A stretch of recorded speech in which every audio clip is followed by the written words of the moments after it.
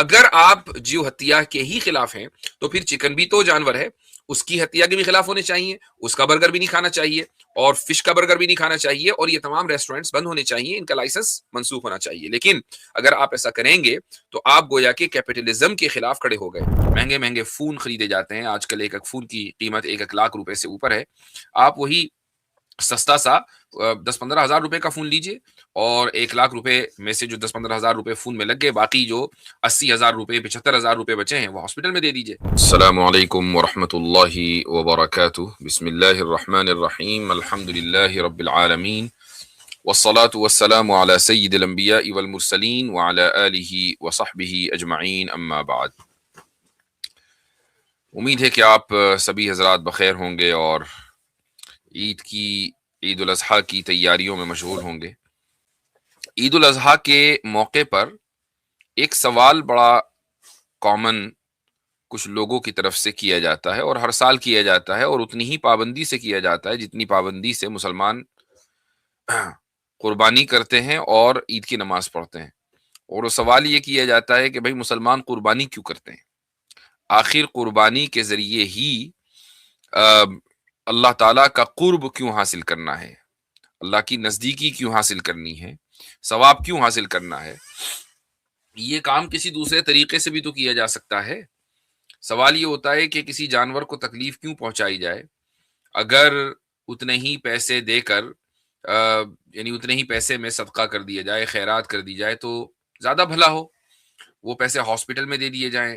عجیب و غریب قسم کے نمونے قسم کے لوگ آتے ہیں سامنے اور الٹے سیدھے مشورے دیتے ہیں کہ بھئی وہ پیسے ہسپتال میں دے دیں، ان پیسوں کے ہسپتال بن سکتے ہیں، یونیورسٹیاں بن سکتی ہیں، اسکول بن سکتے ہیں، کالج بن سکتے ہیں، اور ایک لمبی لسٹ لوگوں کی خیرخواہی کے کاموں کی وہ نکل آتی ہے۔ اور یہ کہا جاتا ہے کہ قربانی کے وہ پیسے اگر اس مد میں لگا دیے جائیں تو دیکھو مسلمانوں کے کتنے کام یوں ہی آسانی کے ساتھ ہو جائیں۔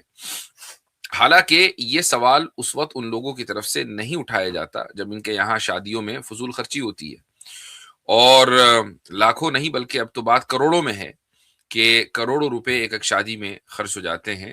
یہ سوال اس وقت نہیں اٹھایا جاتا کہ جب یہی لوگ موج مستی کے نام پر مثلاً یا لیجر کے نام پر کہیں گھومنے پھرنے جاتے ہیں، اور ایک ایک ٹرپ کے اوپر آرام سے کئی لاکھ روپے خرچ ہو جاتے ہیں، تو وہ کئی لاکھ روپے گھومنے پھرنے کے بجائے غریبوں کو دے دیے جائیں، صدقے کر دیے جائیں، ان پیسوں کے خیرات کر دی جائے، ہاسپٹل میں دے دیے جائیں۔ وہی پیسے جو آپ قربانی کے بچا کر ہاسپٹل میں دینا چاہتے ہیں، وہ کسی لیجر کے یا ٹرپ کے جو آپ کسی یعنی ہل اسٹیشن میں کر رہے ہیں، وہ بچا کر آپ ہاسپٹل میں دے دیں۔ لیکن وہاں یہ سوال نہیں ہوگا، وہاں یہ بات کبھی ذہن میں نہیں آئے گی۔ مہنگے مہنگے فون خریدے جاتے ہیں، آج کل ایک ایک فون کی قیمت 1 لاکھ روپے سے اوپر ہے۔ آپ وہی سستا سا 10-15 ہزار روپے کا فون لیجئے، اور 1 لاکھ روپے میں سے جو 10-15 ہزار روپے فون میں لگ گئے، باقی جو 80 ہزار روپے 75 ہزار روپے بچے ہیں وہ ہاسپٹل میں دے دیجئے۔ لیکن یہ تمام باتیں ان کے ذہن میں نہیں آئیں گی۔ یہ بات صرف اس وقت ذہن میں آئے گی جب ایک مسلمان عید قرباں کے موقع پر جانور کی قربانی کرے گا، اور یہ سوال اس سے کیا جائے گا کہ بھائی قربانی ہی کے ذریعے اللہ کا قرب کیوں حاصل کرنا ہے؟ دوسرے طریقوں سے بھی اللہ کا قرب حاصل کیا جا سکتا ہے۔ ایک الزامی جواب کے طور پر میں یہ کہتا ہوں کہ یہ کچھ ایسا ہی ہے، مثلا ایک آدمی یہ کہے جو اسلام کو مانتا ہو اور اس کو لبرل ہونے کی وجہ سے قربانی کے اوپر اعتراض ہو، تو وہ اس سے یہ کہا جائے کہ آپ کو روزہ رکھ کر بھوکا رہنے کی، پیاسا رہنے کی کیا ضرورت ہے؟ اگر عبادت ہی کرنی ہے تو آپ نماز پڑھتے جائیں۔ نماز پڑھنے میں آپ کو سجدہ کرنا پڑتا ہے، رکوع کرنا پڑتا ہے، اور قرآن کی تلاوت کرنی پڑتی ہے۔ اس میں انسان زیادہ قرب محسوس کرتا ہے اللہ تعالیٰ کا۔ تو بجائے اس کے کہ آپ بھوکے رہیں، پیاسے رہیں، اور آپ کو یہ بھی بعض مرتبہ سردی کے روزوں میں تو احساس بھی نہیں ہوتا کہ روزہ رکھا ہے، تو ایسے روزوں سے اس سے بہتر یہ ہے کہ آپ پڑھیں۔ تو جس طریقے سے اس کی اس بات کو رد کر دیا جائے گا اور یہ کہا جائے گا کہ اللہ تعالیٰ کا قرب نماز سے بھی حاصل ہوتا ہے، روزے سے بھی حاصل ہوتا ہے، حج سے بھی حاصل ہوتا ہے، زکوٰۃ سے بھی حاصل ہوتا ہے، وہ تمام کی تمام عبادتیں ہیں، اور ہر عبادت ضروری ہے۔ جتنی بھی یہ 4 عبادتیں ہیں، ان میں سے ہر ایک ضروری ہے اپنے اپنے موقع پر۔ تو آپ کسی بھی ایک عبادت کو یہ نہیں کہہ سکتے کہ میں تو اس عبادت پر فوکس کروں گا اور باقی نہیں کروں گا، چونکہ باقی کا کوئی فائدہ نہیں ہے۔ جس طریقے سے ایسا شخص جو اس طرح کا کی رائے دے اور اس طرح کا حل پیش کرے، بعض حالات میں ایسے شخص کو غیر مسلم قرار دیا جائے گا. مثلا اگر وہ یہ کہے کہ روزہ رکھنا ضروری نہیں ہے تو ایسے شخص کو غیر مسلم قرار دیا جائے گا. یا مثلا ایک عام مثال لے لیں، کھانا ہم اس لیے کھاتے ہیں کہ ہمارا پیٹ بھر جائے، لیکن اگر کوئی آدمی یہ کہے کہ پیٹ ہی بھرنا ہے تو بس روٹی کھاؤ، چاول کھانے کی کیا ضرورت ہے، یا کچھ اور بھی کھانے کی کیا ضرورت ہے، بس روٹی کھائیں، روٹی کو سالن کے ساتھ لگانے کی بھی ضرورت نہیں ہے، چونکہ روٹی اگر ایک کھائیں گے تو پیٹ بھر جائے گا. لیکن یہ دلیل اس لیے چلنے والی نہیں ہے کہ انسان کا نیچر یہ ہے کہ وہ ایک طرح کے کھانے پر اکتفا نہیں کرتا ہے، بلکہ جب بنو اسرائیل کو اللہ تعالیٰ نے من و سلوا دیا تو کچھ دنوں کے بعد وہ اکتا گئے. انہوں نے کہا کہ بھائی روزانہ مینیو ایک ہی ہے، من و سلوا، یہ مینیو چینج کیوں نہیں ہو رہا ہے، ہمیں تو کھیرا چاہیے، ہمیں دال چاہیے، ہمیں پیاز چاہیے. وہ ایک دم مارواڑی بن گئے کہ ہمیں، یا ویجیٹیرین بن گئے، تو ہمیں من و سلوا نہیں چاہیے، ہم تو ویجی ہیں آج سے. تو انہوں نے بھی یعنی مینیو چینج کرنے کی خواہش کا اظہار کیا، اور اللہ تعالیٰ نے پھر من و سلوا ان سے واپس لے لیا. تو انسان کی بعض مرتبہ فطرت یہ ہوتی ہے کہ وہ ایک طرح کے کھانے پر اکتفا نہیں کرتا ہے، اس کو الگ الگ طرح کے کھانے چاہیے ہوتے ہیں. تو آپ یہ دلیل کام کرنے والی نہیں ہے کہ آپ بس ایک ہی طرح کا کھانا کھائیں اور مقصد چونکہ پیٹ بھرنا ہے تو آپ کا اس سے پیٹ بھر جاتا ہے. اسی طریقے سے الگ الگ طریقے ہیں اللہ تعالیٰ کا قرب حاصل کرنے کے. ان میں ایک طریقہ عید کے موقع پر قربانی کرنا بھی ہے. لیکن یہ یاد رکھنا چاہیے کہ اگر کسی جانور کو اس لیے ذبح کیا جا رہا ہے کہ اس کو تکلیف پہنچائی جائے، یا اس لیے ذبح کیا جا رہا ہے کہ اس سے صرف گوشت مل جائے، تو اس کو قربانی نہیں کہتے.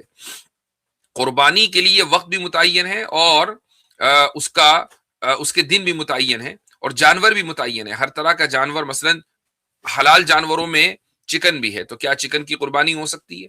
حلال جانوروں میں فش بھی ہے، مچھلی ہے، تو کیا مچھلی کی قربانی ہو سکتی ہے؟ اور بہت سے پرندے ہیں، کیا ان کی قربانی ہو سکتی ہے؟ میں کہتا ہوں کہ ہرن ہے، ہرن کی قربانی نہیں ہو سکتی. تو جو جنگلی جانور حلال ہے ان کی قربانی نہیں ہو سکتی. تو اس کا مطلب یہ ہوا کہ جانور بھی متعین ہے اور زمانہ بھی متعین ہے.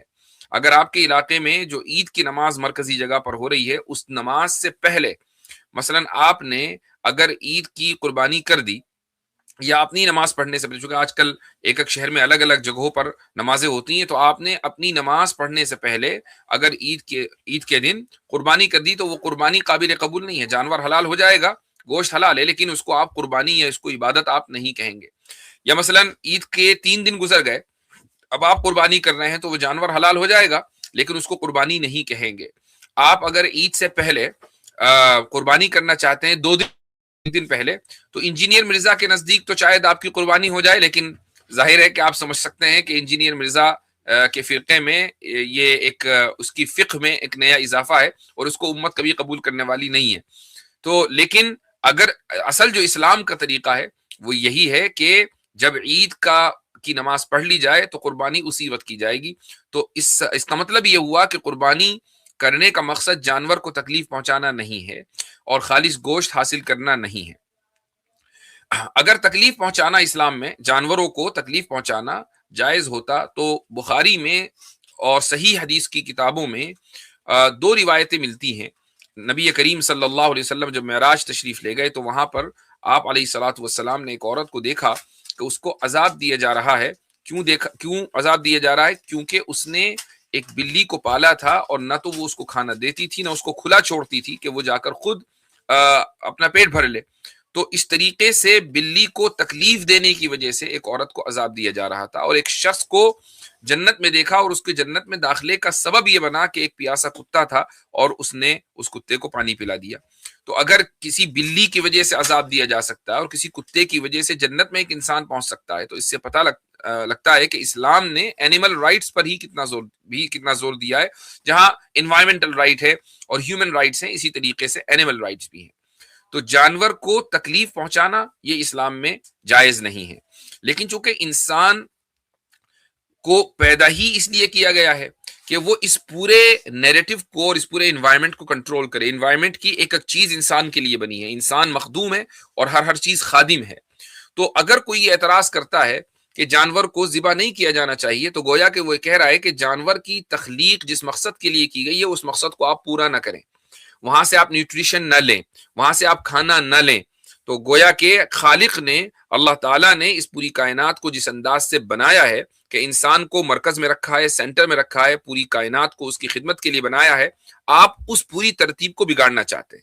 اچھا پھر لاسٹ بات, اور اس کے بعد انشاءاللہ میں لنک پبلک کروں گا.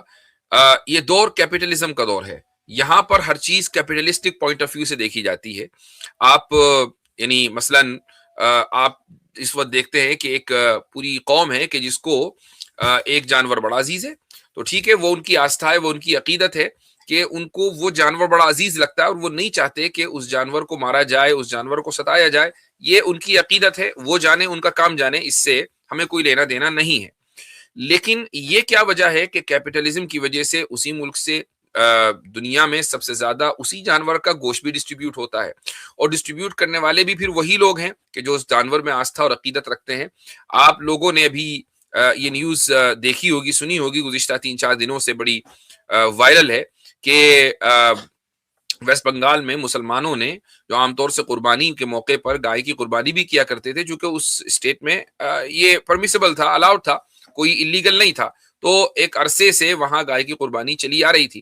لیکن اب چونکہ سسٹم بدلا, حکومت بدلی, تو مسلمانوں نے کہا کہ ٹھیک ہے, اگر آپ اس کو انلیگل قرار دیتے ہیں تو ہمارے یہ بھی کوئی ضروری نہیں ہے کہ ہم گائے کی قربانی کریں, نہیں کریں گے. لیکن احتجاج کون کر رہا ہے؟ احتجاج وہی ہندو برادری کر رہی ہے جو یہ کہتی ہے, جن کے نزدیک گائے ایک مقدس جانور ہے اور جو گائے میں عقیدت اور آستھا رکھتے ہیں. اب چونکہ مسئلہ پیسے کا آیا, تو پھر وہی لوگ کہ جو گائے میں آستھا رکھتے ہیں وہ یہ چاہتے ہیں کہ گائے کی قربانی ہو. آپ کو یہ بھی حیرت ہوگی جان کر کہ بہت سی بڑی بڑی چیریٹی آرگنائزیشنز انڈیا میں ہی, جو بڑے بڑے سلاٹر ہاؤسز ہیں, وہاں پر قربانی کراتی ہیں, اور وہاں سے قربانی کا گوشت پیک ہو کر دنیا بھر میں ڈسٹریبیوٹ ہوتا ہے. اور ٹوٹل یعنی جو سالانہ ریونیو ہے جو ایک ملک یعنی انڈیا اسی سے جنریٹ کرتا ہے, وہ hundreds of millions of dollars ہیں. یعنی یہ کوئی 1-2 ملین ڈالر کی بات نہیں ہو رہی ہے, hundreds of millions of dollars کے جانور خریدے جاتے ہیں, ان کو سلاٹر ہاؤس میں سلاٹر کیا جاتا ہے, پھر اس کے بعد گوشت کو پیک کر کے اس کو دنیا بھر میں ڈسٹریبیوٹ کیا جاتا ہے. قربانی ہی کی وجہ سے یہ ہو رہا ہے. تو ایک ملک کے ریونیو میں, اس کی انکم میں, اس کی آمدنی میں قربانی کا کتنا دخل ہے, یہ ایک ایسی حقیقت ہے کہ جس سے انکار نہیں کیا جا سکتا. لیکن آپ اس کے خلاف احتجاج نہیں دیکھیں گے, اس کے خلاف قانون سازی نہیں دیکھیں گے, اس کے خلاف آستھا نہیں ہوتی, اس کے خلاف عقیدت نہیں ہوتی. اب سب کچھ صحیح ہو جاتا ہے.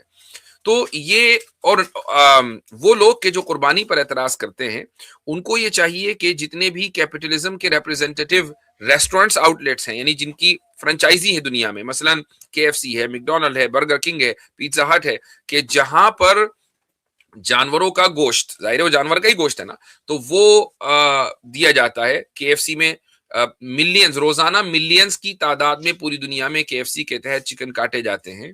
اسی طریقے سے جو میکڈونلڈ ہے یا برگر کنگ ہے, تو دنیا کی تقریباً ہر ملک میں, ہو سکتا ہے کہ انڈیا میں نہ ہو, میں نے کبھی اس کا مینیو چیک نہیں کیا, میں تو ویسے بھی اس طرح کے ریسٹورنٹس میں جانے کو صحت کے لیے سب سے زیادہ خطرناک سمجھتا ہوں. تو آپ اگر مثلا کنسسٹنٹ ہوں تو آپ یہ کہیں کہ بھائی میکڈونلڈ کو یا برگر کنگ کو یا پیزا ہٹ کو یا KFC کو ہمارے ملک میں آپریٹ کرنے کی اجازت نہیں ہوگی. کیوں؟ اس لیے کہ امریکہ میں یا انگلینڈ میں یا دنیا کے اکثر ممالک میں یہی ریسٹورنٹس بیف بیچتے ہیں, بیف برگر بیچتے ہیں. ہو سکتا ہے کہ انڈیا میں نہ بیچتے ہوں, لیکن دوسری جگہ تو بیف بیچتے ہیں. تو کیوں بیچتے ہیں؟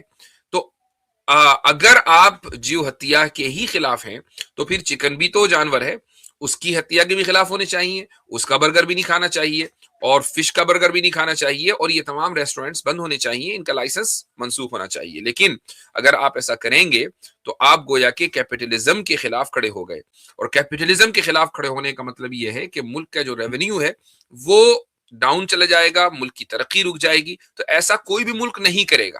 اس سے یہ ثابت ہوا کہ اس وقت جو لوگ جیو ہتیا یا اینیمل رائٹس کی وجہ سے جو تحریکیں چلاتے ہیں یا قربانی کے موقع پر اعتراضات کرتے ہیں, یہ ریئلسٹک نہیں ہے. یہ صرف اور صرف ایک کمیونٹی کو پریشان کرنے کے لیے اعتراضات کیے جاتے ہیں, جبکہ ان اعتراضات کے جوابات ہر موقع پر ہر سال جب بھی عید قربان آتی ہے دیے گئے ہیں, لاجیکل دیے گئے ہیں, دوسروں کے اسکرپچرز کھول کر اعتراضات کے جواب دیے گئے ہیں. تو مورلی یہ اعتراض کرنے والے دراصل کسی بھی گراؤنڈ پر ٹکتے نہیں ہیں.